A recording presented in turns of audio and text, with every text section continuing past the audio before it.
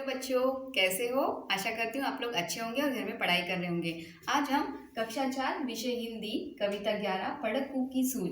पढ़क्कू means जो बहुत पढ़ता है, बहुत किताबें पढ़ता है, किताबी कीड़ा अगर उसे कहा जाए तो कम नहीं। और सूझ मीन्स समझदारी। तो ऐसे पढ़क्कू की सूझ के बारे में आज हम पढ़ेंगे। कविता 11 पढ़क्कू की सूझ। पढ़क्कू मीन्स जो बहुत पढ़ता हो, उसकी समझदारी। सूझ मीन्स समझदारी, तो उसकी समझदारी। तो बच्चों, आपको ये भी पता होगा कि कुछ लोग बहुत पढ़ते हैं पर उनको प्रैक्टिकली पूछा जाए तो उन्हें कुछ भी मालूम नहीं होता। ऐसे वो सिर्फ किताबी कीड़ा ही होते हैं। तो यहाँ एक कविता रामधारी सिंह दिनकर जी ने लिखी है। एक पढ़क्कू बड़े तेज थे, तर्कशास्त्र पढ़ते थे। एक पढ़क्कू बड़े तेज थे, तर्कशास्त्र पढ़ते थे। जहाँ न कोई बात वहाँ भी नई बात करते थे। जहाँ न कोई बात वहाँ भी नई बात करते थे। एक रोज वे बड़े फिक्र में समझ नहीं कुछ पाए। बैल घूमता है कोडू में कैसे बिना चलाए। एक रोज वे बड़े फिक्र में समझ नहीं कुछ पाए। बैल घूमता है कोडू में कैसे बिना चलाए। कई दिनों तक रहे सोचते मालिक बड़ा गजब है। कई दिनों तक रहे सोचते मालिक बड़ा गजब है। सीखा बैल को रक्षा इसने निश्चय कोई ढब है। सीखा बैल को रखा इसने निश्चय कोई ढब है। आखिर एक रोज मालिक से पूछा उसने ऐसे। आखिर एक रोज मालिक से उसने पूछा उसने ऐसे। अजी बिना देखे लेते तुम जान भेद ये कैसे। अजी बिना देखे लेते तुम जान भेद यह कैसे। कोलू का यह बैल तुम्हारा चलता है या अड़ता है। कोलू का यह बैल तुम्हारा चलता है या अड़ता है। रहता है घूमता खड़ा हो या पागुर करता है। रहता है घूमता खड़ा हो या पागुर करता है। मालिक ने ये कहा अजी इसमें क्या बात बड़ी है। मालिक ने यह कहा अजी इसमें क्या बात बड़ी है। नहीं देखते क्या गर्दन में घंटी एक पड़ी है। नहीं देखते क्या गर्दन में घंटी एक पड़ी है।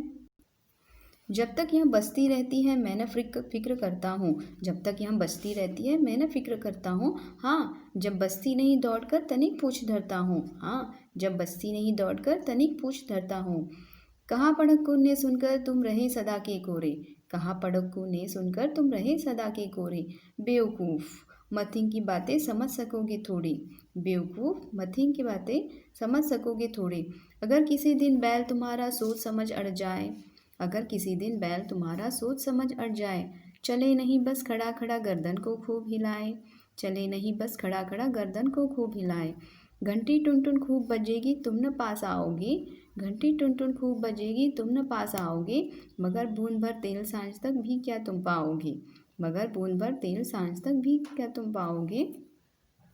मालिक थोड़ा हंसा और बोला कि पढ़क्कू जाओ।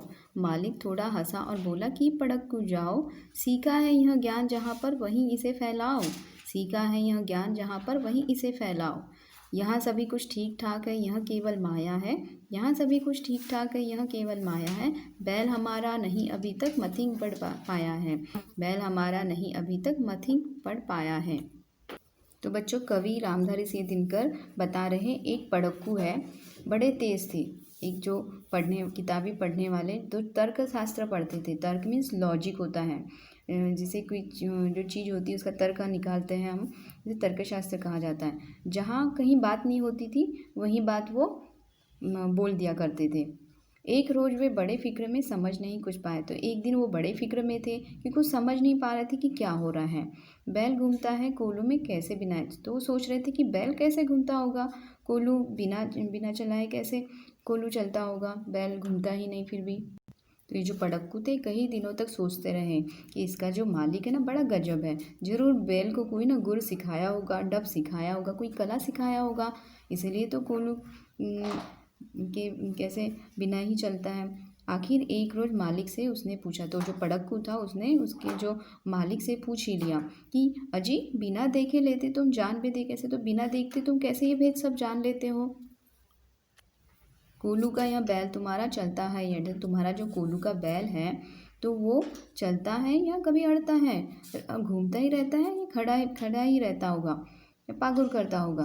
पागुर यानी जुगाली होता है, कुछ काम ही करता है या नहीं। मालिक ने कहा अजी इसमें क्या बड़ी बात है। तो जो उस बैल का जो मालिक है वो कह रहा है कि इसमें क्या बड़ी बात है, तुम देखते नहीं कि गर्दन में एक घंटी पड़ी है। जो बैल की गर्दन में जो एक घंटी पड़ी है। तो बच्चों, कोलू क्या होता है, कोलू जैसे तेल निकालने का एक उपकरण होता है, जिसे बैल उसे खींचता रहता है और वो जो इस तरह से जो पिक्चर में दिखाया गया है, जो बैल भी दिख रहा है, तो उसे एक जगह से बांध दिया जाता है और वो गोल गोल घूमता है। वो जो बीच में जो मंथन जैसा रहता है कुछ, उसे उसे वो तेल जो बीज होती है वो दबता है और उससे तेल निकाला जाता है, जबकि उसके प्रेशर पड़ता है। जब तक बैल घूमता रहता है प्रेशर पड़ता रहता है और ऑयल निकलते रहता है। इस तरह का उसे कोलू उसे कहा जाता है।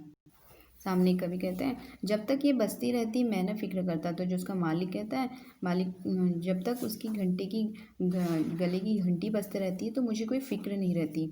हाँ, जब बजती नहीं दौड़ कर तनिक, और जब बजती नहीं उसकी गले की जो घंटी, तो जल्दी से दौड़ कर आता हूँ और उस बैल की पूँछ पकड़ लेता हूँ। कहा पड़क्कू ने सुनकर, तुम रहे सदा। तो ये सब सुनकर जो पड़क्कू था वो कह रहा था कि तुम तो सदा के कोरे ही हो, बेवकूफ़, मती की बातें सब समझ सकोगे थोड़े। तो जो तुम बेवकूफ़ ही हो, तो जो तर्कशास्त्र मथिक होता है, तर्कशास्त्र, तो इस तरह की बातें नहीं समझ पाओगे तुम। अगर किसी दिन बैल तुम्हारा सोच समझ अड़ जाए, अगर सोचो कि तुम्हारा बैल अड़ जाए, आगे ही न जाए, चले ही नहीं, बस खड़ा खड़ा गर्दन खूब हिलाए, तो गर्दन ही हिलाते रहेंगे, तभी भी तो घंटी बजेगी। घंटी टुन टुन खूब बजेगी। अगर वो खड़ा ही रहेगा और सिर्फ गर्दन हिलाएगा, फिर भी तो घंटी बजेगी। तुम फिर पास ना आओगे, मगर बूंद भर तेल सांझ तक भी क्या तुम पाओगे? तो तब सांझ भी हो जाएगी तो भी तुम्हें कोई तेल नहीं मिलने वाला है। ऐसा पड़क्कू उस मालिक को कहता है। मालिक थोड़ा हंसा और बोला कि पड़क्कू जाओ। तो उसका मालिक हंस के बोल रहा है कि जो पड़क्कू है, तुम जाओ यहाँ से, जहाँ से तुमने जो ज्ञान सीखा है ना, वहीं पे जाओ और उसे फैलाओ। यहाँ सब ठीक ठाक है, ये सब माया है। तो हमारा जो बैल है, अभी तक कोई इस तरह की तर्कशास्त्र वाली शिक्षा ज्ञान अभी तक वो पाया नहीं है उसने। तो बच्चों, हमारी कविता ही ख़त्म हो गई। अब हम इसके शब्दार्थ देख लेते हैं। गढ़ना, गढ़ना यानी बना लेना। पड़क्कू, पड़क्कू यानी जो बहुत पढ़ता हो। सूझ, सूझ यानी समझदारी। कोलू का बैल यानी जो दिन रात मेहनत करता हो। ढब यानी ढंग या तरीका या कला। मथिक यानी तर्कशास्त्र। धरता यानी पकड़ लेता। तनिक यानी थोड़ा। सांझ यानी शाम। फिक्र यानी चिंता। कोलू यानी तेल निकालने का उपकरण। तो बच्चों, आशा करती हूँ आपको ये कविता समझ आई होगी। धन्यवाद।